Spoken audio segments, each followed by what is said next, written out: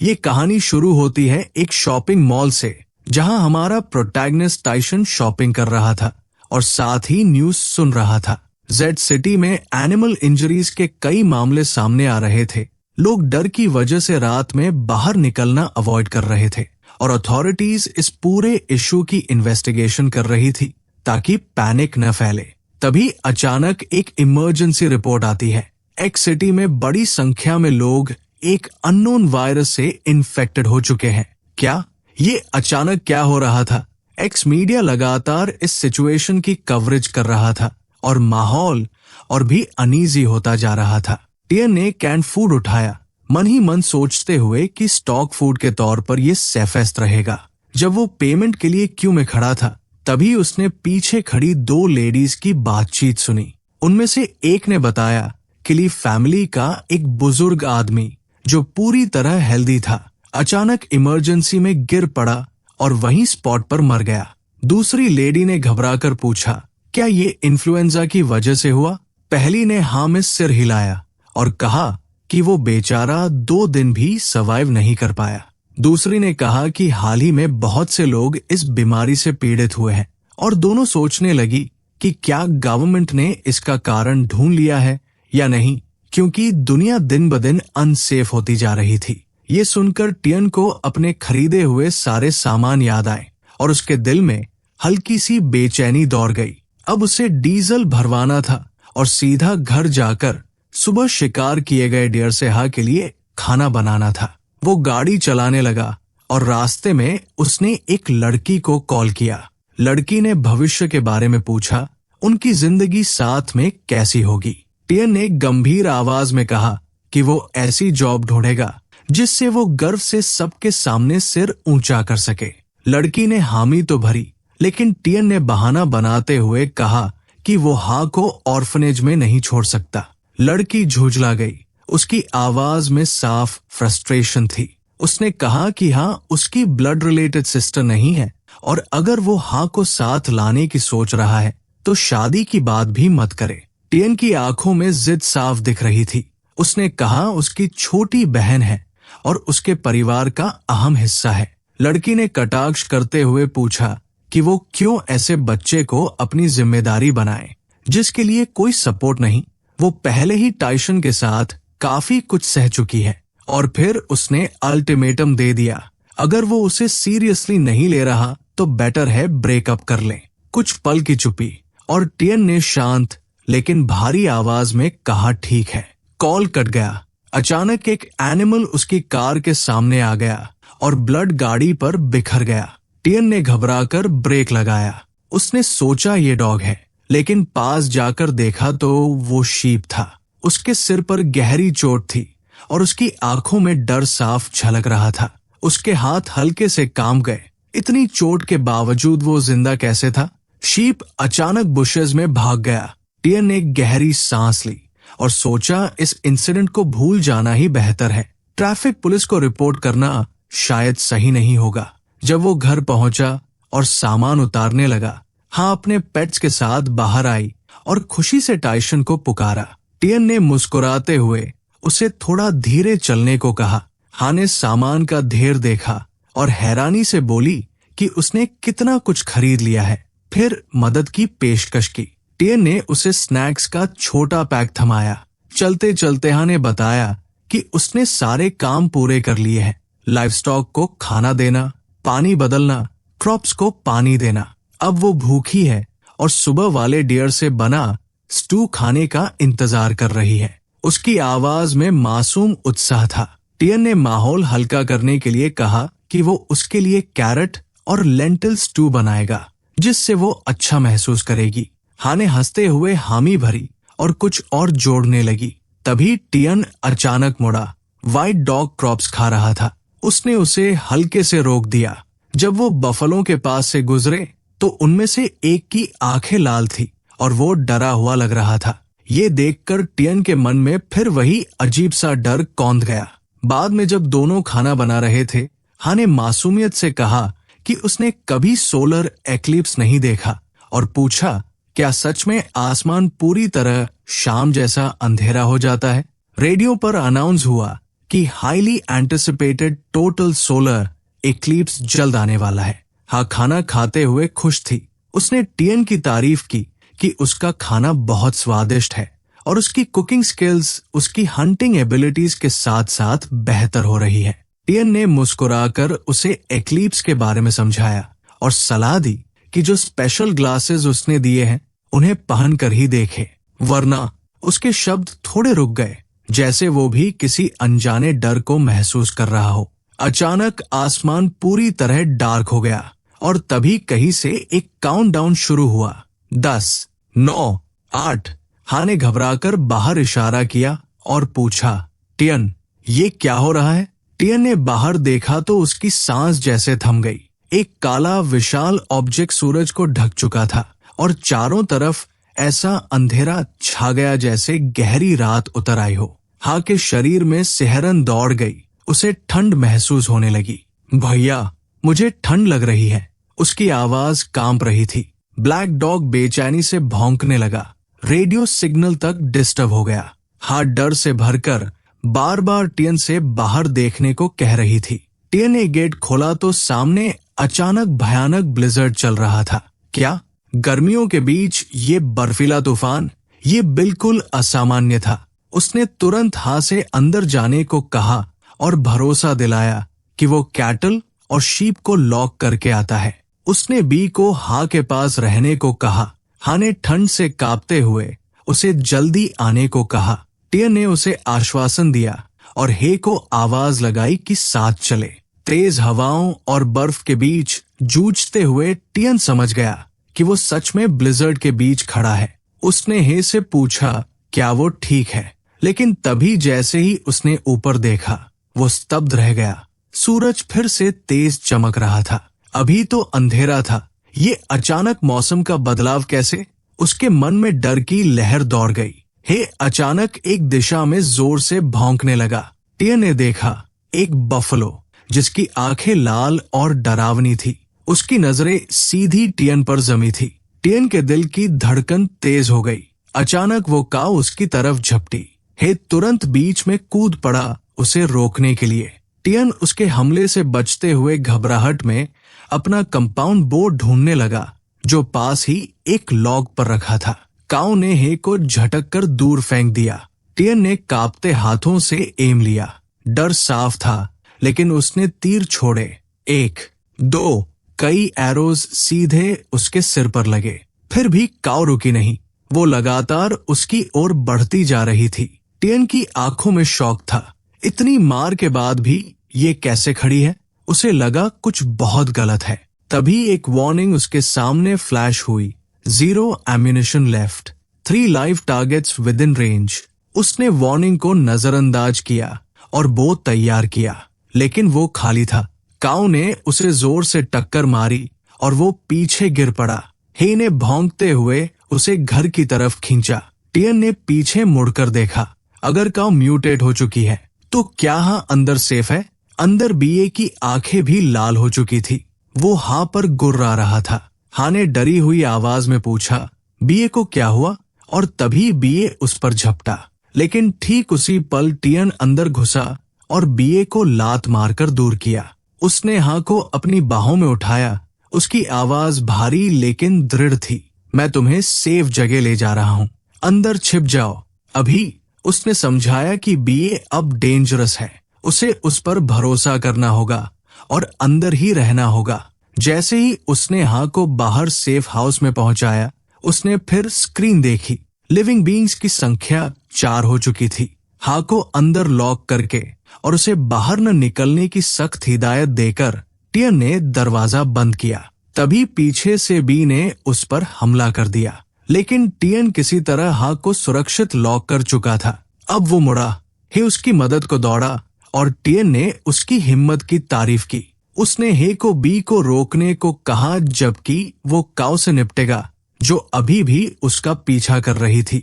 उसने पास पड़ी एक एक्स उठा ली और एक पेड़ के पास पोजीशन ले ली। काऊ फिर से झपटी। टियन ने आखिरी पल में डॉज किया। उसका सींग पेड़ में धंस गया और वो वही फंस गई। टियन ने मौका देखकर हमला करने की कोशिश की। तभी अचानक भी पीछे से कूदा और उसने टियन की गर्दन में दांत गड़ा दिए। टियन की आंखें फैल गई। क्या है, मर गया?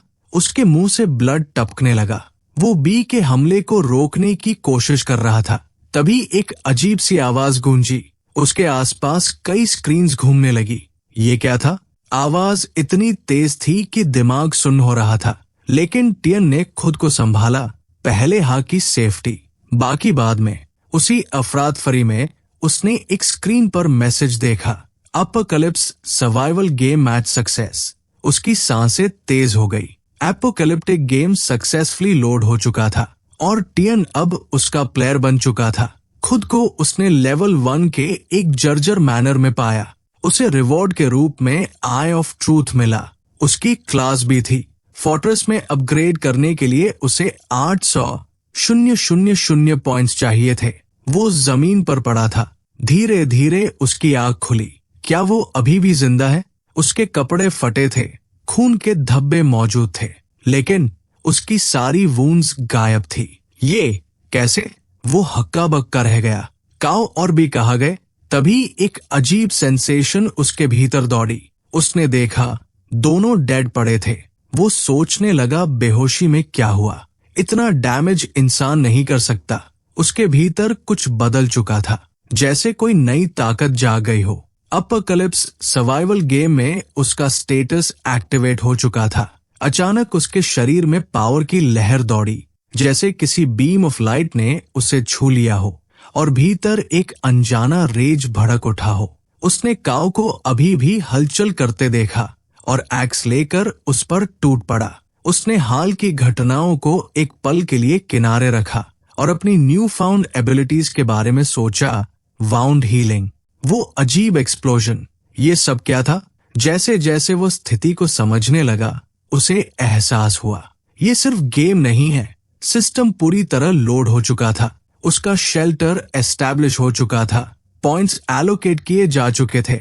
बिगिनर रिवॉर्ड्स डिस्ट्रीब्यूट हो चुके थे और प्लेयर्स को खुद का असेसमेंट करने को कहा गया था। टियन हैरान था। क्या ये सारी इंफॉर्मेशन सीधे उसके दिमाग में इम्प्लांट हो रही है? उसे पता चला कि डिस्ट्रक्शन का पहला फेज शुरू हो चुका है और उसके दिल में एक ठंडी सच्चाई उतर गई। अब दुनिया पहले जैसी नहीं रही और इंफॉर्मेशन के मुताबिक पहला फेज यही कंक्लूड हो चुका था, जबकि दूसरा फेज ठीक 30 दिनों बाद शुरू होने वाला था। नेचुरल डिजास्टर्स मंडरा रहे थे और शेल्टर ही अब आखिरी बैस्टियन और सेफ्टी बन चुका था। ये सोचकर टियन के सीने पर जिम्मेदारी का भारी बोझ आ गिरा। अब सिर्फ जिंदा रहना काफी नहीं था। उसे अपने शेल्टर को सबसे मजबूत फोर्ट्रेस में बदलना होगा। पहला फेज पहले ही उस जमीन को पॉइजन कर चुका था जिस पर इंसान सर्वाइवल के लिए निर्भर थे।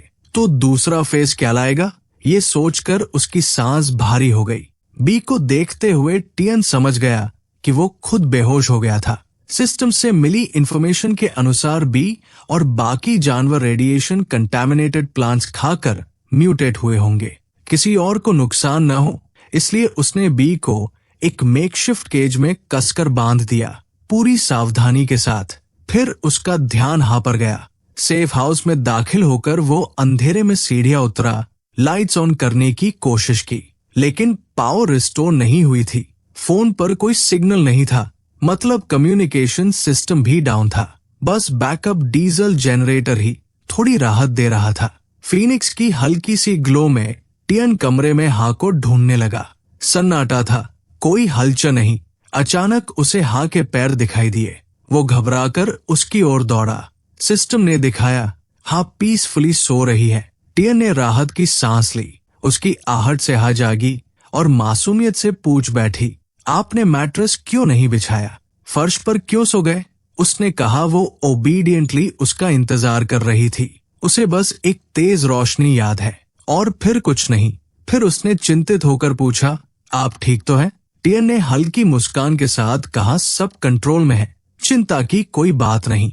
हाँ ने बीए के बारे में पूछा। टियन ने समझाया कि बी इंजर्ड है और फिलहाल अवेलेबल नहीं है। उसने हाँ से कहा वो थोड़ी देर और आराम करे, उसे कुछ जरूरी काम देखने हैं। हाँ ने सिर हिलाया और फिर से नींद में चली गई। उसे सोता देख टियन सोच में डूब गया। म्यूटेंट डोमेस्टिक एनिमल्स क्यों नहीं दिख रहे? ये सिस्टम ऑनलाइन गेम से अलग कैसे है? आगे जांच करने पर उसे एक स्टार्टिंग बोनस मिला जो अजीब तरह से familiar लगा, लेकिन निराशा भी हुई। उसे वेपन्स या स्किल्स की उम्मीद थी, मगर गेम प्रॉपर्ली शुरू करने के लिए उसे 999 पॉइंट्स और चाहिए थे। स्क्रीन को घूरते हुए उसकी नजर एक क्वेश्चन मार्क पर पड़ी। इसका क्या मतलब है? लगता था इस सिस्टम की मेन करेंसी पॉइंट्स है। उसे याद आया वो सीड जो उसने पॉइजन लैंड में बोया था। उसकी कॉस्ट बहुत ज्यादा थी, अभी वो अफोर्ड नहीं कर सकता था। उसने तय किया पहले घर के स्टॉक पाइल चेक करेगा, क्योंकि जो भी चीज सीधा जमीन के कांटेक्ट में थी वो कंटामिनेट हो चुकी होगी। नेटवर्क पूरी तरह डिस्कनेक्ट था, शायद रिकवर होने में समय लगेगा। और बाहर की स्थिति उम्मीद से भी बदतर हो सकती है। पोल्यूशन और कंटामिनेटेड सोर्सेज को जल्द एड्रेस करना होगा, ये साफ था। उसने सेफ हाउस का एक और दरवाजा खोला। अंदर गन्स की पूरी अरे सलीके से सजी हुई थी। डीजल जनरेटर चालू कर टियन ने एक पिस्तौल लोड की और हा के पास एक वॉकी टॉकी रख दिया। फिर वो बाहर निकल गया। कार को तेज रफ्तार से चलाते हुए अनजाने में उसने कई म्यूटेटेड एनिमल्स का ध्यान अपनी ओर खींच लिया। उसे फैसला करना था, इन्हें जल्दी डील करना होगा। तभी अचानक पीछे से एक मिलिट्री ट्रक आया। उसने ओवरटेक कर टियन का रास्ता रोक लिया। ट्रक की मशीन गन सीधी उसकी कार पर टारगेट कर रही थी, जैसे किसी भी पल फायर हो सकता है। एक आर्मी स्काउट जूम स्कोप से उसे देख रहा था। विटो की रोड जो आमतौर पर भीड़ भाड़ वाली रहती थी, उसकी सरफेस उभरी हुई थी, अजीब और अस्थिर। टियन को लगा आसपास मिलिट्री फोर्सेस स्टेशन है। शहर में क्राइसिस साफ महसूस हो रहा था। उसके मन में जोंग लिन का ख्याल कौंधा। वो कहाँ होगी? सोल्जर ने उसे बाहर के खतरे के बारे में चेतावनी दी और विटोकी से होकर घर लौटने की सलाह दी। किसी ने रिपोर्ट किया था कि एरिया बी पर म्यूटेंट कैट्स का हमला हुआ है और तुरंत रीइंफोर्समेंट्स चाहिए। टियन ने सोल्जर को बताया कि सप्लाईज की कमी के कारण वो घर से निकला है और शहर की हालत के बारे में पूछा। सोल्जर ने उसे डेजिग्नेटेड गवर्नमेंट सप्लाई पॉइंट की ओर जाने को कहा और शहर की अनसेफ कंडीशन पर जोर देते हुए तुरंत घर लौटने की सलाह दी। टियन ने सहमति में सिर हिलाया। मिलिट्री एयरक्राफ्ट उसके ऊपर से गरजता हुआ गुजरा। आसमान तक बेचैन था। म्यूटेंट क्रीचर्स की मौजूदगी अब सच्चाई थी और हाल ही में जोंग लिन से अलग होने के बावजूद वो इस पोस्ट एपोकैलिप्टिक दुनिया में उसे नजरअंदाज नहीं कर सकता था। उसने तय किया रास्ते में उसकी खबर जरूर लेगा। जैसे ही वो शहर में दाखिल हुआ, चारों ओर डिस्ट्रक्शन फैला था। लोग XX स्ट्रीट पर एक और लूटिंग इंसिडेंट की बात कर रहे थे। पॉन्ड नंबर XX पर एक फीमेल बॉडी मिलने की खबर थी। ये सुनकर उसका गला सूख गया। सड़क पर बस पुलिस कार्स और एम्बुलेंसेस दिख रही थी। बाकी शहर जैसे अपनी आखिरी सांसें गिन रहा हो। सायरन अब भी लगातार गूंज रहे थे। तभी टियन ने देखा 2 आदमी जल्दी जल्दी एक घायल महिला को एम्बुलेंस में डाल रहे थे। उसका चेहरा पीला पड़ चुका था। सीवियर ब्लड लॉस की वजह से वो शॉक की कगार पर थी। एक पैरामेडिक ने घबराई आवाज में कहा कि एक और केस आया है, लंग डैमेज, शायद फूड पॉइजनिंग की वजह से। तुरंत एड्रेनालाइन शॉट रेडी रखने को कहा गया।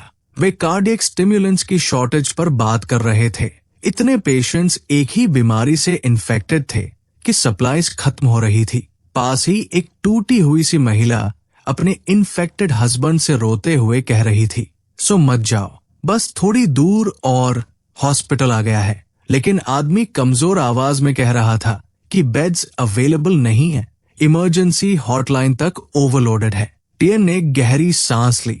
हेल्थ केयर सिस्टम टूटने की कगार पर था और नियर बाय प्लांट से रेडिएशन लीक्स ने हालात और बिगाड़ दिए थे।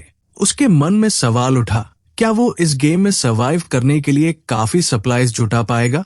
पुलिस लाउडस्पीकर से अनाउंस कर रही थी कि ये location government designated emergency supply procurement site है। सबको रूल्स फॉलो करने, ऑर्डरली क्यूज बनाने और धक्का मुक्की न करने की सख्त हिदायत दी जा रही थी। हर व्यक्ति की परचेज लिमिट तय थी 5 जिन्स राइस, 5 जिन्स फ्लावर और 1 जैन वेजिटेबल्स। वैलिड आईडी के साथ वेरिफिकेशन जरूरी। लेकिन भीड़ में आर्ग्यूमेंट्स भड़क उठे। एक आदमी चिल्ला रहा था कि वो 5 घंटे से लाइन में है, पहले उसे सर्व किया जाए। दूसरा कह रहा था कि जगह उसकी थी, वो बस रेस्टरूम गया था। टेंशन्स बढ़ती जा रही थी। तभी कोई खुद को लोकल कॉरपोरेशन का जनरल मैनेजर बताकर आगे घुसने की कोशिश करने लगा। इससे और झगड़ा हुआ। कुछ लोगों को तो जबरदस्ती हटाना पड़ा। किनारे पर एक छोटी लड़की अपनी माँ से रोते हुए खाना मांग रही थी। टियन ने देखा 2 लोग एक स्केर्स रिसोर्स के लिए लड़ रहे थे। दोनों दावा कर रहे थे कि वो पहले पहुंचे थे। भीड़ में फ्रैंटिक रश जारी था। टियन के दिमाग में अपनी गर्लफ्रेंड का रेंटेड अपार्टमेंट आया जो बस कोने के पार था। जैसे ही वो मुड़ा, एक स्पीडिंग कार उससे बाल बाल टकराने से बची। कार चीखती हुई रुकी। एक आदमी बाहर निकला और टियन की विंडो पर दस्तक दी। पूछने लगा क्या वो प्रोक्योरमेंट साइट से आया है और क्या ढूंढ रहा है। उसने टियन को डिपार्टमेंट स्टोर मार्केट के पास भटकते देखा था। वो आदमी फ्रूट्स और वेजिटेबल्स ऑफर करने लगा, वाटरमेलन, क्यूकम्बर, पंपकिन, टोमेटोज। लेकिन टियन ने ठंडे स्वर में कहा कि वो तभी खरीदेगा जब आदमी खुद पहले एक बाइट लेकर दिखाए। आदमी हिचकिचाया, बोला, मुझ पर भरोसा नहीं है क्या? मैंने खुद कुछ खरीदा नहीं। टियन की झुंझलाहट बढ़ गई। उसने उसे जाने को कहा। आदमी उल्टा पूछने लगा, क्यों कॉन्फ्रंटेशन कर रहे हो? वो लॉ अबाइडिंग सिटीजन है। तभी टियन ने धीरे से गन दिखा दी। आदमी के चेहरे का रंग उड़ गया। वो डरते हुए बोला कि बात करके सुलझा लेते हैं। वो कानून मानने वाला है। टियन ने सख्त आवाज में चेतावनी दी। अगर उसे फिर से ऐसा हर्टलेस बिजनेस करते पकड़ा तो वो बिना हिचकिचाए गोली चला देगा और कोई रिपरकशंस की परवाह नहीं करेगा। आदमी ने घबराकर हामी भरी, अपना सामान उठाया, खुद को मुश्किल हालात में फंसा महसूस करते हुए जल्दी से कार में बैठा और चला गया। टियन फिर अपनी गर्लफ्रेंड के अपार्टमेंट बिल्डिंग की ओर बढ़ा। सीढ़ियां चढ़ते हुए उसका दिल अजीब तरह से धड़क रहा था। वो जोंग के दरवाजे पर पहुंचा, नॉक किया, उसका नाम पुकारा। कोई जवाब नहीं। चिंता की लहर दौड़ गई। क्या वो घर पर भी है? उसने डोरमैट के नीचे से स्पेयर की निकाली, दरवाजा खोला और अंदर गया। अंदर का नजारा देखकर वो सन्न रह गया। जो कमरा हमेशा नीट रहता था अब पूरी तरह बिखरा पड़ा था। कंटामिनेटेड फ्रूट्स और मेडिसिन बॉक्सेस इधर उधर फैले थे। उनमें उसे टियान रन्स एंटीबायोटिक्स दिखी, लोकल फार्मास्यूटिकल कंपनी का बदनाम प्रोडक्ट। जोंग ने ये क्यों खरीदा होगा? खून के कोई निशान नहीं थे, एक्सीडेंटल पॉइजनिंग का भी कोई संकेत नहीं, लेकिन साफ था जगह रैंसैक हुई थी, और वो भी जोंग के यूजुअल मेटिकुलस तरीके से नहीं। फोर्स्ड एंट्री के भी निशान नहीं थे। सब कुछ जैसे जानबूझकर डिस्टर्ब किया गया हो। बाहर की क्योटिक दुनिया के बीच टियन सोच में पड़ गया। वो आखिर गई कहाँ? सीन शिफ्ट होता है शहर के आउटस्कर्ट्स की ओर, जहां एक पुअरली मैनेज्ड मैनर को मेकशिफ्ट गेस्ट हाउस में बदला गया है। ये लेवल 1 शेल्टर ग्रेड है, बेसिक अमेनिटीज के साथ। लेवल 1 शेल्टर स्किल रिवॉर्ड है आई ऑफ ट्रूथ, जिससे होस्ट ऑब्जेक्ट्स और क्रीचर्स की डिटेल्ड इंफॉर्मेशन देख सकता है। साथ ही प्रिविलेजेस में रिमोट कंट्रोल शेल्टर सिस्टम शामिल है, जो रियल टाइम अपडेट्स देता है। शेल्टर स्टेटस और इन्वेंट्री की जानकारी, चाहे प्लेयर दूर ही क्यों न हो। एरिया 30 मुंह तक फैला है। फिशिंग, एनिमल हस्बैंड्री, प्लांटिंग और कंस्ट्रक्शन के लिए सूटेबल। अपनी हालत पर सोचते हुए टियन समझता है कि वो अभी नुकसान में है। वो एक जर्जर लेवल 1 ग्रीन हाउस में रह रहा है और उसने ठान लिया कि फार्म इक्विपमेंट अपग्रेड करने के लिए इनफ पॉइंट्स कमाएगा। साथ ही एंटी रेडिएशन मेजर्स को नजरअंदाज नहीं करेगा। जब वो खेत में मेहनत कर रहा था, हाथ दौड़ती हुई आई, खुशी से चिल्लाई कि सीड्स स्प्राउट हो चुके हैं। टियन हाँ और हे साथ इकट्ठा हुए और सक्सेसफुल ग्रोथ को देखा। हाँ की आंखों में मासूम खुशी चमक उठी। टियन ने स्क्रीन्स पर नजर डाली और उसके चेहरे पर एक गंभीर संकल्प उभर आया। ये अब सिर्फ सर्वाइवल नहीं, ये एक नई दुनिया की शुरुआत थी। स्क्रीन्स पर दिखा कि टोमेटो सीड्स सक्सेसफुली प्लांट हो चुके हैं और सिर्फ 48 आवर्स में मैच्योर हो जाएंगे। ये देखकर टियन के चेहरे पर संतोष साफ झलकने लगा। एंटी रेडिएशन ग्रेड सीड्स उम्मीद के मुताबिक परफॉर्म कर रहे थे, तेजी से मैच्योर हो रहे थे। उसने सोचा अगर ऐसे ही पॉइंट्स बढ़ते रहे तो वो और इस पोस्ट एपोकैलिप्टिक वर्ल्ड में आराम से सर्वाइव कर सकते हैं। ने हल्की शर्मीली आवाज में कहा कि शुरुआत में उसे लगा था सारे सीड्स मुरझा गए हैं, लेकिन अब वो मानती है कि ये सब टियन की वजह से पॉसिबल हुआ। टियन ने आत्मविश्वास से कहा कि वो हमेशा कोई न कोई रास्ता ढूंढ ही लेता है। फिर उसने को उसके बनाए रूल्स याद दिलाए। ने तुरंत सिर हिलाकर कहा कि उसे सब याद है और वो कभी अंडर एस्टिमेट नहीं होगी। उसने दोहराया, सिर्फ वही खाना खाना जो टियन अप्रूव करे, बिना परमिशन फार्म से बाहर नहीं जाना, किसी भी अनयूजुअल एनिमल की तुरंत रिपोर्ट करना और पर नजर रखना ताकि वो कुछ भी इंडिस्क्रिमिनेटली न खा ले। टियन ने को भी सख्त आवाज में सुनने को कहा।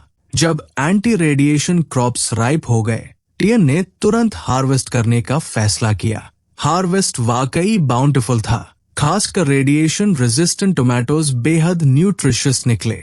लंबे समय तक खाने से ओवरऑल हेल्थ इंप्रूव हो सकती थी और इनकी स्टोरेज लाइफ 30 डेज थी। टियन के मन में सवाल उठा, क्या ये फिजिकल फिटनेस भी बढ़ा सकते हैं? उसने उत्सुकता से एक टोमेटो टेस्ट किया और तुरंत उसके शरीर में एक सुकून भरी गर्माहट फैल गई। कई दिनों की मेहनत की थकान जैसे पल भर में हल्की पड़ गई। इस फूड स्कैर्स पोस्ट एपोकैलिप्टिक दुनिया में ये अपग्रेडेड क्रॉप्स सिर्फ पेट भरने का साधन नहीं थे, जैसे एट्रीब्यूट बोनसेस भी दे रहे हों। टियन ने सोचा, अगर वो सिस्टम के अंदर एक फुल फ्लेज्ड फार्म ओनर बन जाए तो परमिशंस अनलॉक करना, मॉल से परचेज करना, शेल्टर अपग्रेड करना, सब पॉइंट्स पर डिपेंड करता था। पॉइंट्स मिलते थे एक्सचेंज सिस्टम से, जो क्रॉप्स, लाइवस्टॉक मीट और मिनरल्स को रिसाइकल करता था। हर ग्रेड अलग, हर प्राइस अलग। सुप्रीम गॉड टियर क्रॉप्स सबसे ज्यादा पॉइंट्स देते थे। Top tier crops, god tier powerful crops जो सिग्निफिकेंट पॉइंट्स दिलाते थे। एंशिएंट मेडिकल ग्रेड क्रॉप्स जिनमें मेडिसिनल प्रॉपर्टीज थी, और एंटी रेडिएशन ग्रेड क्रॉप्स जो रेडिएशन अफेक्टेड एनवायरनमेंट्स में थ्राइव करने के लिए डिजाइन थे। टियन समझ गया कि इस एक्सचेंज सिस्टम को मास्टर करना ही उनके सर्वाइवल और ग्रोथ की कुंजी है। क्रॉप ग्रेड्स का पॉइंट सिस्टम साफ था।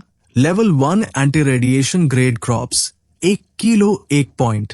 Level 2 ancient medical grade crops 1 kilo 100 points. Level 3 god tier powerful crops 1 kilo 1000 points. Level 4 supreme god tier enhanced crops 1 kilo 1 lakh points. ये सिस्टम सप्लाई, सेल्स और recycling सब कुछ हैंडल करता था, और अगर इनफ पॉइंट्स जमा हो जाएं तो फार्म को टॉप टियर मिलिट्री बेस में बदला जा सकता था। ये सोचकर टियन की आंखों में चमक आ गई। एंटी रेडिएशन ग्रेड क्रॉप्स तो बस शुरुआत थे, उससे ऊपर के 3 ग्रेड्स और भी शक्तिशाली थे। उत्साहित होकर उसने एंशिएंट मेडिसिनल ग्रेड क्रॉप्स का हार्वेस्ट इंस्पेक्ट किया। कैरेट्स को देखते हुए उसने 10% मैच्योरिटी कंफर्म की, जो एक्सपेक्टेड था। आगे जांच करने पर पता चला कि कुछ कैरेट्स 100% मैच्योरिटी तक पहुंच चुके हैं। ये पॉइजन, इलनेस और इरिवर्सिबल नेगेटिव इफेक्ट्स तक को क्लियर कर सकते थे, और सबसे चौंकाने वाली बात, इन्हें इंडेफिनेटली स्टोर किया जा सकता था। टियन ने गहरी सांस ली। अब मेडिकल ट्रीटमेंट की चिंता नहीं रही। ये क्रॉप्स उनके भविष्य की सबसे बड़ी सुरक्षा थे। रिसाइकलिंग इंटरफेस खोलकर उसने फैसला किया कि हार्वेस्टेड क्रॉप्स का 70% बेच देगा और 30% रिजर्व के तौर पर बैकपैक में रखेगा। 200 kilos radiation resistant crops recycle करते ही उसे 2000 पॉइंट्स मिले, और वेयरहाउस में 3 ancient medicinal grade crops store हो गए। अब उसके पास 30 jeans anti radiation grade crops safely stored थे। तभी अचानक सिस्टम ने उसे कंग्रेचुलेट किया। पहला रिसाइकलिंग टास्क कंप्लीट करने पर उसे टाइटल मिला, मास्टर ऑफ रिसाइकलिंग, और रिवॉर्ड के तौर पर एक smart working robot, agricultural type, जब छोटा सा रोबोट उसकी हथेली पर प्रकट हुआ और हाथ हिलाने लगा, टियन थोड़ी देर उसे शक भरी नजर से देखता रहा। इतना छोटा रोबोट क्या कर लेगा? उसे अचीवमेंट सिस्टम पर भी शक हुआ। शायद इससे और रिवॉर्ड्स मिल सकते हैं, लेकिन रोबोट उसे अजीब तरह से देख रहा था, जैसे कुछ समझ रहा हो। अचानक रोबोट तेजी से क्रॉप्स काटने लगा। टियन दंग रह गया। क्या ये उसके थॉट्स पहले से एंटिसिपेट कर रहा है?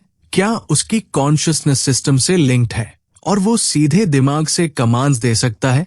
उसने महसूस किया एक फार्मिंग रोबोट भी इतना एडवांस हो सकता है। तो अगर वो इनफ पॉइंट्स कमाकर कॉम्बैट रोबोट एक्सचेंज कर ले तो हाकी सेफ्टी कितनी आसान हो जाएगी। ये सोचकर उसके भीतर उत्साह की लहर दौड़ गई। क्रॉप जर्मिनेशन की सक्सेस से खुश होकर उसने हाक को खाने के लिए बुलाया और कार्टून्स बंद करने को कहा। उस दिन दोनों ने साथ बैठकर बड़े बड़े चिकन लेग्स एंजॉय किए और लंबे समय बाद उस अंधेरी दुनिया में एक छोटा सा सुकून का पल महसूस हुआ। अपनी एग्रीकल्चरल सक्सेस सेलिब्रेट करते हुए हाँ खुश तो थी, लेकिन उसने धीरे से टियन को याद दिलाया कि उन्हें खाने में अभी भी फ्रूगल रहना होगा। हे भी उत्साह से उनके साथ खाने में शामिल हो गया। टियन ने हाँ को भरोसा दिलाया कि वो दोबारा प्लांटिंग शुरू करेंगे और स्टोर्ड फूड का समझदारी से इस्तेमाल करेंगे। फिर उसने गंभीर आवाज में चेतावनी दी, अगर किसी को भी उनके फूड सप्लाईज के बारे में पता चला तो उसे 3 दिन तक खाने की अनुमति नहीं होगी। हाँ ने तुरंत हामी भरी, वादा किया कि वो प्रोविजंस को सीक्रेट रखेगी। टियन ने कहा चलो अब खाओ। उसे पता था हाँ 2 दिनों से इंस्टेंट नूडल्स खाकर ऊब चुकी होगी। उसने पहला चिकन लेग हे को दिया, उसका शुक्रिया अदा करते हुए कि उसने टियन और हाथ दोनों की रक्षा की। हाँ ने प्यार से हे को गले लगाया, उसे सबसे अच्छा कहा। फिर अचानक उसे बी की याद आई। टियन ने उसे समझाया कि बी अभी भी गंभीर चोटों से रिकवर कर रहा है और कुछ समय तक उससे नहीं मिल पाएगा, लेकिन जब वो ठीक हो जाएगा तो सब साथ खेलेंगे। हाँ ने मासूमियत से कहा वो एटिक में बीए को डिस्टर्ब नहीं करेगी। तभी अचानक टियन की नजर एक वार्निंग पर पड़ी। कोई इन्वेड करने की कोशिश कर रहा था। उसने तुरंत मॉनिटरिंग स्क्रीन खोली। इंट्रूडर एक अनार्म्ड 42 ईयर ओल्ड मेल था। Threat level 3। टियन हैरान रह गया, ये तो अंकल नैन था। ऐसे हालात में वो यहाँ कैसे आ गया? टियन बाहर निकला और नैन से पूछा वो क्यों आया है। नैन ने सिगरेट का लंबा कश लिया, धुआं छोड़ते हुए उसे बॉस कहा और अपनी खराब हालत बताई। उसका घर लूट लिया गया था, स्टोर्ड फूड चोरी हो चुका था, मार्केट प्राइसेस शॉर्टेजेस की वजह से आसमान छू रहे थे। उसने पूछा क्या टियन के फार्म में कुछ सरप्लस फूड है। टियन ने अफसोस जताया, कहा उसका खुद का स्टॉक भी लगभग खत्म है। म्यूटेशन की वजह से रीसेंट क्रॉप फेलियर हुआ था। फिर भी उसने जो थोड़े रेशन स्पेयर कर सकता था देने की बात कही और नैन का धन्यवाद किया कि उसने उसके परिवार का ख्याल रखा था। नैन का चेहरा गिर गया, बोला वो कई रिश्तेदारों के पास जा चुका है, कोई मदद नहीं कर पाया। आखिर टियन ने उसे कप नूडल्स का एक पैक दिया और कहा पहले दूसरे ऑप्शंस एक्सप्लोर करे। नैन ने बार बार शुक्रिया कहा। टियन ने उसे लक विश किया। नैन भारी कदमों से चला गया। टियन ने अंदाजा लगाया कि ये खाना मुश्किल से 5 दिन चलेगा। ऐसे अनसर्टेन टाइम्स में इंसानी इरादे अनप्रेडिक्टेबल होते हैं, इसलिए उसे कॉशियस रहना होगा। उसी रात उसने तय किया कि वो नैन को चेक करेगा। फ्रीजर में पड़े कॉमन वेजिटेबल्स की उसे जरूरत नहीं थी। रात ढलते ही टियन और हाथ चुपचाप नैन के घर की ओर बढ़े, दोनों अपने अपने स्नैक्स साथ लिए हुए। तभी अचानक एक्सायो की चीख सुनाई दी। नैन ने घबराकर टियन को इशारा किया कि एक्सायो को डराए नहीं। एक्सायो लगातार खून खांस रहा था, उसकी हालत हर पल बिगड़ रही थी। नैन टूट चुका था, पूछ रहा था हालत सुधरने के बजाय खराब क्यों हो रही है। टियन और हाँ खिड़की से झांक रहे थे। हाँ का चेहरा डर से सफेद पड़ गया। टियन ने उसे दिलासा दिया, कहा सब ठीक होगा और देखने से मना किया।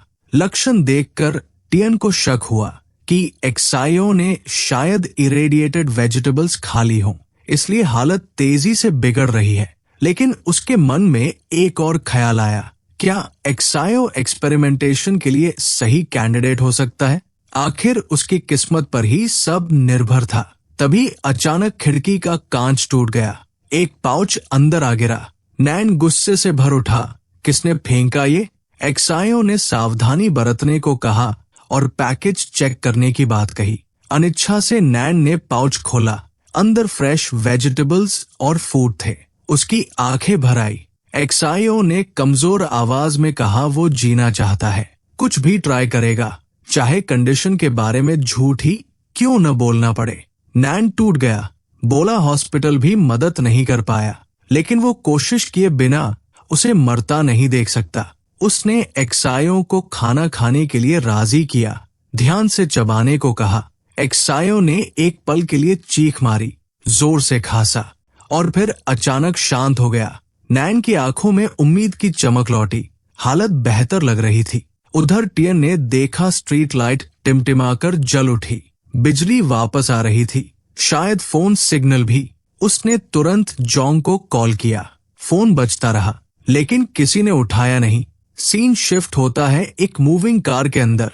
कुछ आदमी बैठे हैं, उनमें से एक का फोन बज रहा है। वे सोचते हैं किसका है।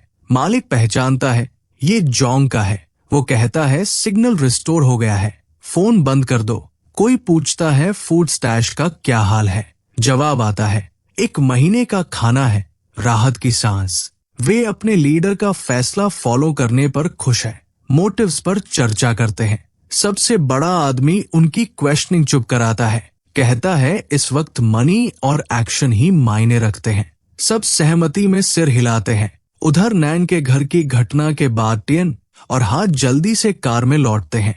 हाँ हैरानी से कहती है, एक्सायो पहले खून उल्टी कर रहा था, कैरेट खाने के बाद उसका रंग ग्रे से ब्लू हो गया, जैसे मिरेकल हो गया हो। टियन हल्की मुस्कान के साथ उसकी एनिमेशन जैसी विविड डिस्क्रिप्शन सुनता है। तभी अचानक ऊपर से कोई जानवर उनकी कार पर आ गिरता है।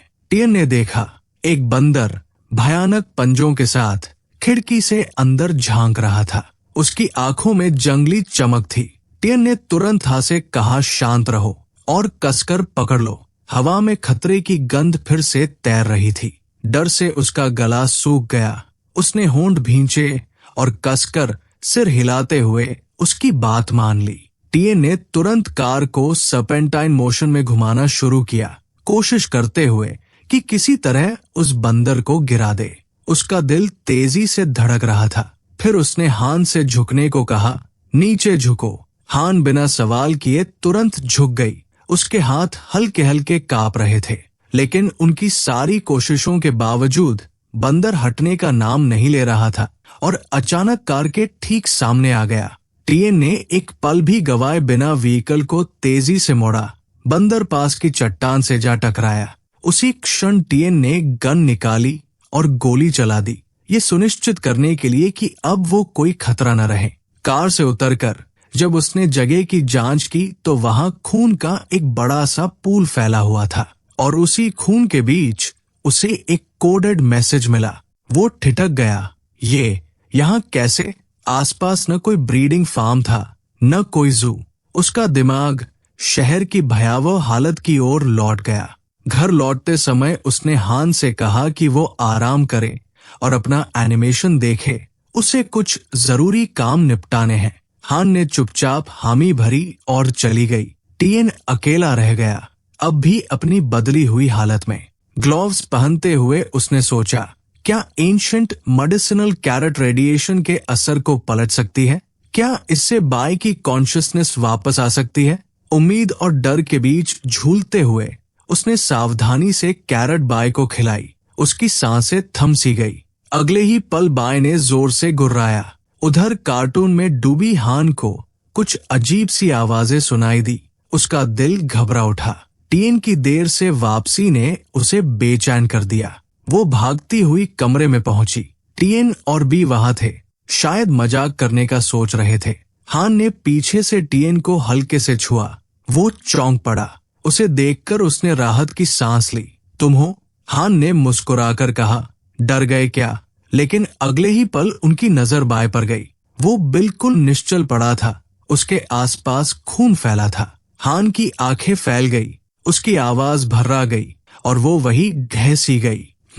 हम उसे बचा क्यों नहीं पाए? वो सिसकते हुए बोली। एक्साई को तो कैरेट ने बचा लिया था। टीएन की आवाज धीमी हो गई। कैरेट म्यूटेशंस को रिवर्स नहीं कर सकती। बाय अलग था। हान रोती रही। अगले दिन के ख्याल से ही उसका दिल टूट रहा था। अगले दिन उन्होंने बाय के अंतिम संस्कार किए और भारी मन से उसे विदाई दी। हान पूरे समय चुप रही।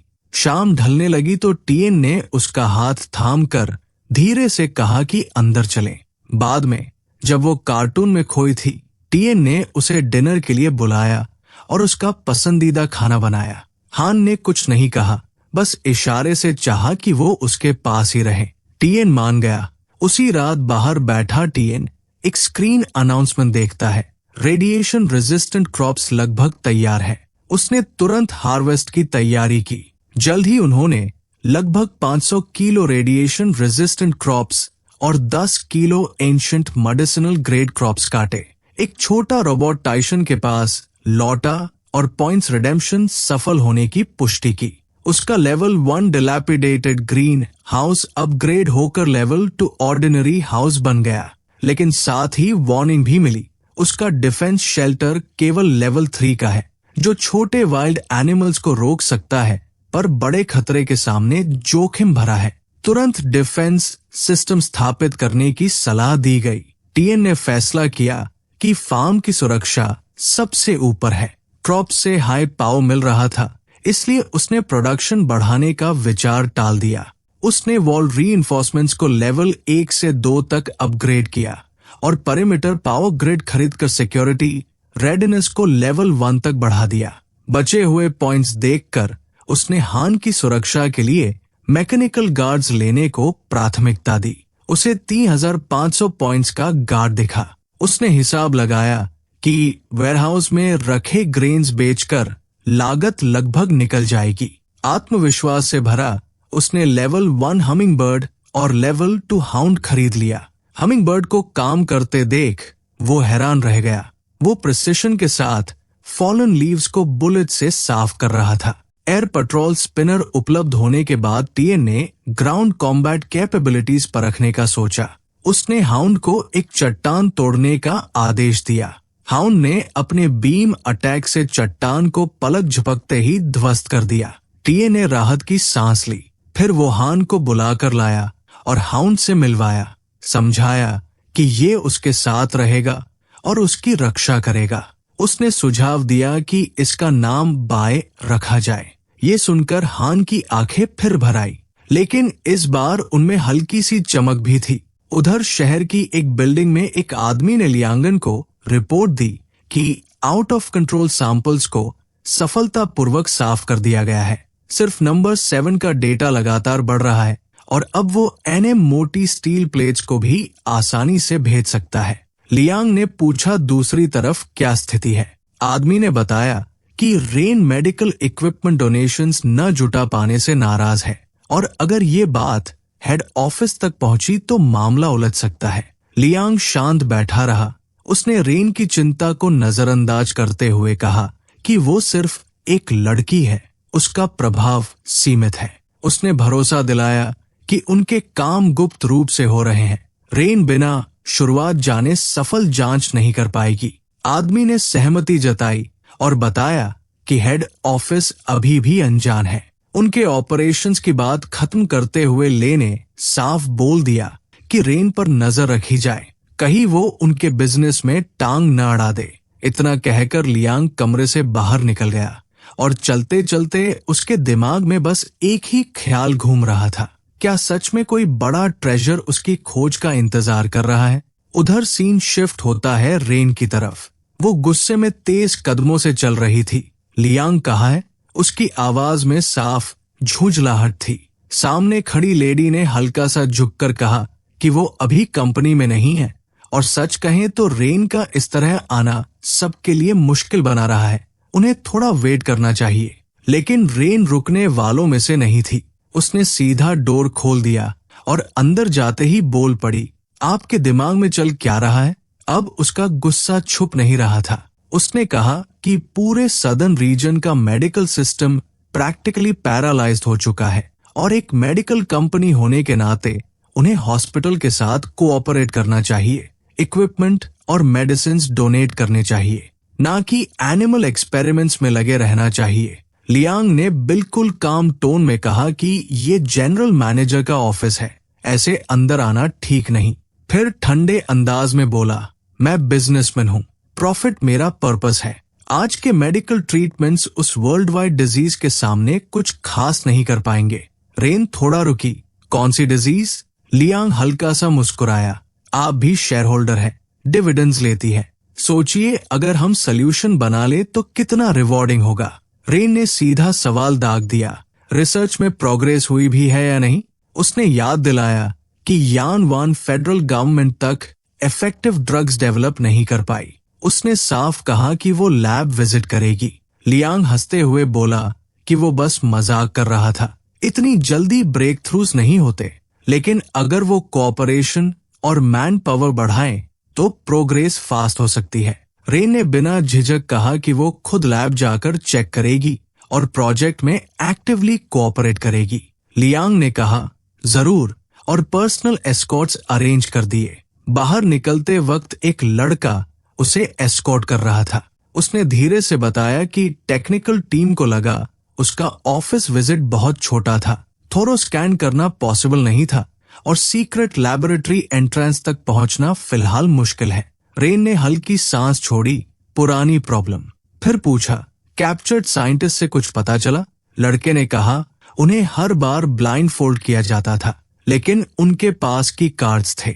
रेन ने इन्फो के लिए थैंक्स कहा, एक कार्ड दिया और खुद से बोली, उन जगहों के अलावा और कहाँ हो सकता है? कभी कभी सबसे डेंजरस जगह ही सबसे सेफ होती है। वो लैब में दाखिल हुई। सामने एक आदमी आया। मैं 2Z हूँ, आपको अकम्पनी करूंगा। रेन ने कहा, चलो पहले एक्सपेरिमेंटल सब्जेक्ट्स की प्रोग्रेस देखते हैं। उसे सब्जेक्ट 7 दिखाया गया, वही जो बरसर्क नहीं हुआ था। उसकी पावर कई गुना बढ़ चुकी थी, लेकिन अभी भी अनस्टेबल थी और उसमें एग्रेशन साफ दिख रहा था।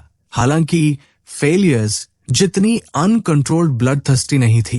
तभी अचानक एक आदमी भागता हुआ आया और 2Z के कान में कुछ कहा। 2Z का चेहरा एकदम बदल गया।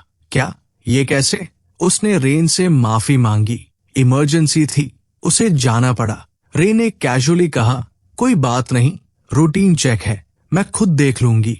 आदमी थोड़ा डर गया, बोला, ये रूल्स के खिलाफ है। रेन ने कॉन्फिडेंट टोन में कहा, हम सर्वेलेंस कवरेज में हैं, टेंशन क्यों? जाओ, जो जरूरी है वो करो।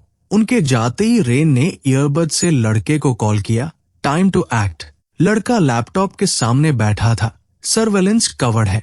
उसने कहा, नॉर्थ ईस्ट कॉर्नर चेक करो, वॉल में हॉलो या प्रेस करने वाली जगह होगी। रेन ने ढूंढ लिया।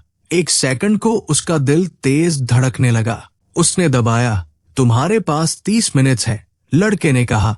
रेन अंदर गई और जो उसने देखा, जार्स में भरे ह्यूमन बॉडीज। उसका चेहरा सख्त हो गया। लड़के ने पूछा, असेसमेंट?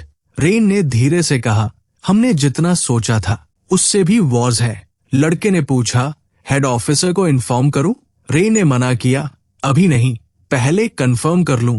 तभी उसकी नजर एक मरमेड पर पड़ी। लड़के ने नाम पढ़कर पूछा, पहचानती हो? रेन ने फाइल देखी और उसकी आंखें थोड़ी फैल गई। ये जोंग तियान की गर्लफ्रेंड है और यहीं से सीन शिफ्ट होता है तिशन की तरफ। तभी टीएन ने देखा कि उसका रेडिएशन रेजिस्टेंट ग्रेड कॉर्न पूरी तरह पक चुका है, बस तोड़े जाने का इंतजार कर रहा है। अरे, ये तो तैयार हो गया। उसके चेहरे पर हल्की मुस्कान आ गई। हान ने जैसे ही सुना, उसकी आंखें चमक उठीं। वो सच में खुश हो गई। टीएन ने उसे आवाज दी, चलो जल्दी से मदद करो, काम खत्म करेंगे तो जल्दी डिनर मिलेगा। हान तुरंत तैयार। एक भुट्टा उठाते हुए बोली कि बाद में वो ग्रिल्ड कॉर्न खाना चाहती है। टीएन ने मजाक में पूछा, अभी से भूख लग गई? हान ने मुंह बनाते हुए कहा, इतनी भूख लगी है कि सिर्फ तोड़ने से काम नहीं चलेगा। उसकी बात सुनकर टीएन हंस पड़ा। उसने कहा, ठीक है, तुम ड्राई वुड इकट्ठा करो, मैं बटर लगाकर ग्रिल्ड कॉर्न बनाता हूँ।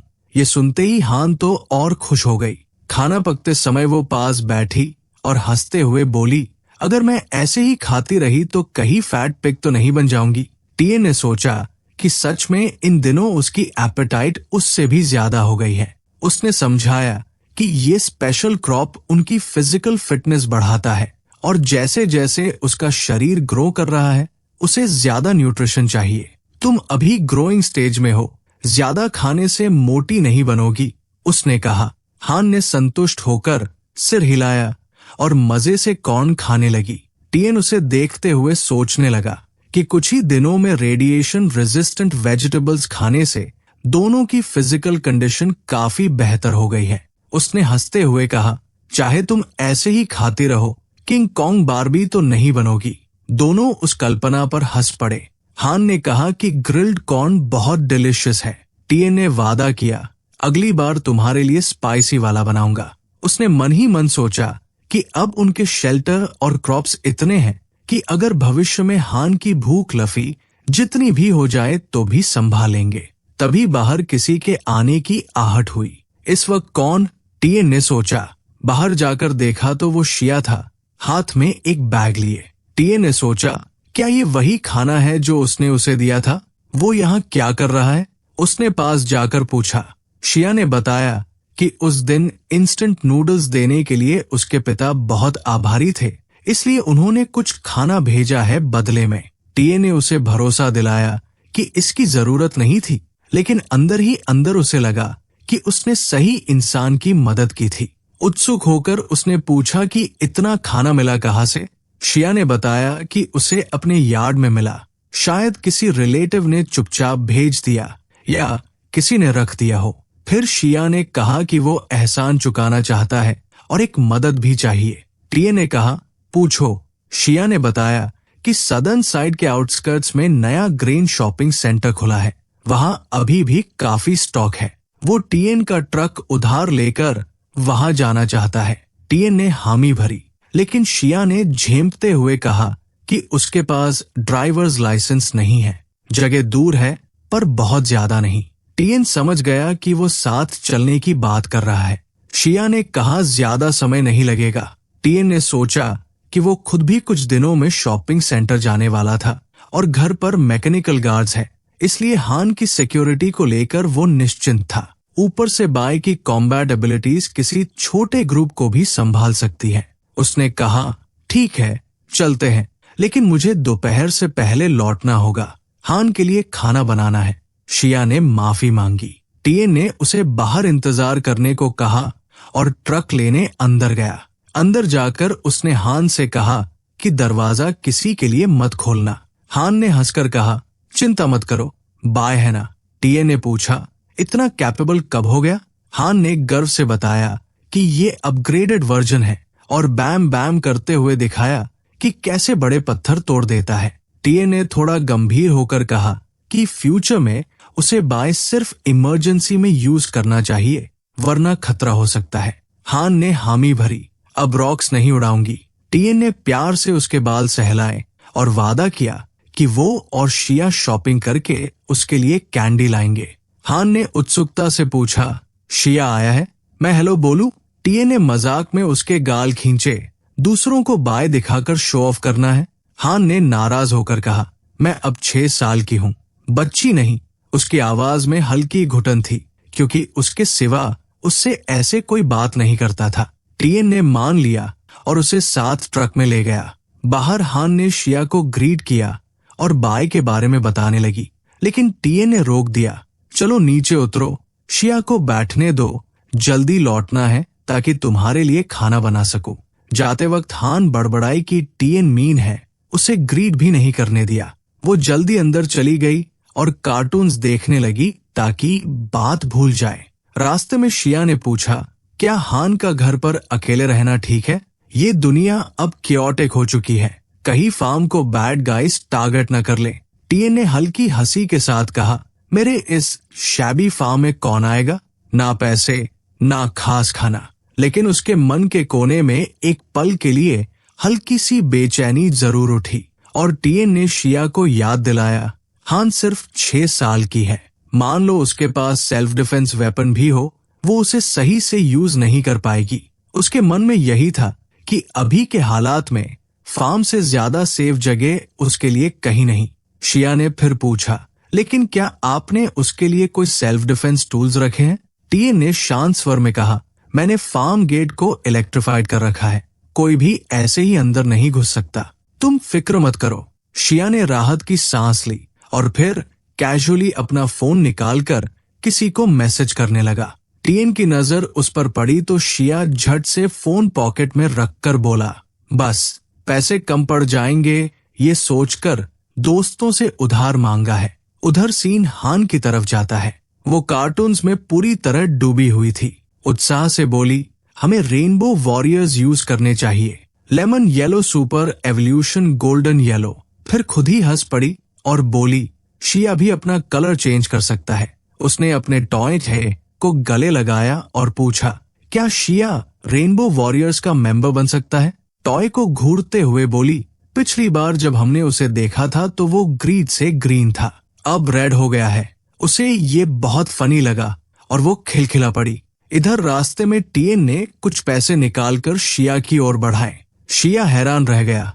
टीएन ने कहा, मेरे पास भी ज्यादा नहीं है, फिलहाल रख लो। शिया ने मना किया, आपने पहले ही बहुत मदद की है, मैं पैसे नहीं ले सकता। टीएन ने थोड़ा सख्त होकर कहा, फालतू बातें मत करो, ड्राइव पर ध्यान दो। शिया ने कृतज्ञता जताई और वादा किया कि वो ये एहसान जरूर चुकाएगा। रास्ते में टीएन ने डायरेक्शंस बताने शुरू किए। 500 मीटर सीधा, फिर राइट, 300 मीटर आगे, फिर 200 मीटर के बाद फोक आएगा, उसके 100 मीटर बाद फिर राइट। शिया के चेहरे पर हल्की बेचैनी दिख रही थी। जैसे ही टीएन राइट मुड़ने वाला था, शिया ने स्टीयरिंग लेफ्ट घुमा दी। वो रोड बंद है, लेफ्ट जाना होगा। टीएन चौंक गया, ये क्या? वो मेन रोड है, ऐसे कैसे बंद हो सकती है? कोई बड़ा नेचुरल डिजास्टर आया है क्या? उसने सख्ती से पूछा। ये खबर कहाँ से सुनी? शिया बोला, दोस्त ने बताया। टीएन ने कहा, उसका कांटेक्ट दो, मैं खुद सुनूंगा। शिया घबराया, मुझ पर भरोसा करो, अभी मुड़ो, देर हो जाएगी, मैं आपको नुकसान नहीं पहुंचाऊंगा। टीएन का दिल बैठने लगा, लेकिन उसने गाड़ी मोड़नी शुरू कर दी। आसपास कुछ बायस्टैंडर्स ने ये सब देखा। एक आदमी बोला, कुछ गड़बड़ लग रही है। उसने पास की कार में बैठे लोगों से कांटेक्ट किया। ये अकेले कैसे लौटने का फैसला कर सकता है? दूसरी तरफ से आवाज आई, क्या करना है? नान बोला, टारगेट पास आ रहा है, रोकना होगा। लियांग ने ठंडे अंदाज में कहा, उन्हें जिंदा पकड़ना है। एस्केप राउट्स ब्लॉक करो, आगे पीछे से घेरो, देखते हैं आज पंख उगाकर उड़ पाते हैं या नहीं। अपडेट मांगे गए। तभी शिया की आवाज कांपने लगी, माफ कर दीजिए, मैंने आपको बीट्रे किया, मेरी गलती है। उसकी आंखों से आंसू निकल पड़े। कुछ लोग मेरे पिता को उठा ले गए, मैं मजबूर था। टीएन ने दांत भींचे, शांत हो जाओ और साफ साफ बताओ कौन है वो, क्या चाहते हैं? शिया रोते हुए बोला, वो टैन रन के लोग हैं, उन्हें पता है आपके पास पॉइजनिंग का एंटीडोट है। उन्होंने मुझे मजबूर किया कि मैं आपको फार्म से दूर ले जाऊं ताकि वो हान को पकड़ सकें और आपको झुकने पर मजबूर कर सकें। टीएन का खून खौल उठा। हान सिर्फ 6 साल की है, वो एक बच्ची को किडनैप करना चाहते हैं? शिया बोला, मुझे कुछ नहीं पता, उन्होंने मेरे पिता की जान की धमकी दी। तभी सामने एक कार आकर रास्ता रोक लेती है। शिया फुसफुसाया, वो लोग आ गए। टीएन गर्जा, चुप रहो, तुमने जो जो पूछा वो सब टेस्ट था, ये जानने के लिए कि फार्म प्रोटेक्टेड है या नहीं। और जब तुम फोन चला रहे थे तब मैसेज उन्हीं को कर रहे थे। उसी समय कुछ लोग मशीन्स के साथ टीएन के घर की तरफ बढ़ते दिखाई दिए। शिया फिर रो पड़ा, प्लीज एंटीडोट दे दीजिए, वो बहुत ज्यादा है, हम नहीं बच पाएंगे। टीएन की आंखों में गुस्सा साफ दिख रहा था। मैं तुमसे नाराज हूँ, तुम्हें मारना नहीं चाहता, लेकिन तुमने हान को खतरे में डाल दिया।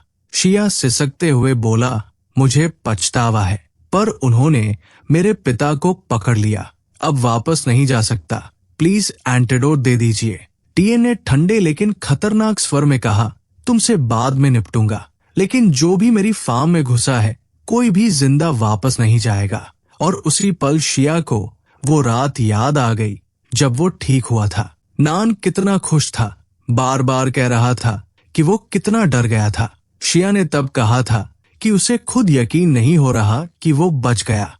नान ने डांटा था, तू बेवकूफ है, कुछ भी उठाकर खा लिया। शिया ने समझाया था कि वो भूख से बेहाल था। सेलर में एक एप्पल मिला जिसमें कॉन्टेमिनेशन का कोई निशान नहीं दिखा, इसलिए खा लिया। नान गुस्सा हुआ था। सेलर की चीजें जमीन के कांटेक्ट में होती है, कुछ भी मत खाया कर। शिया बोला था, कई दिनों से सिर्फ ग्रुएल खा रहे थे, रिस्क लेना पड़ा वरना भूख से मर जाता।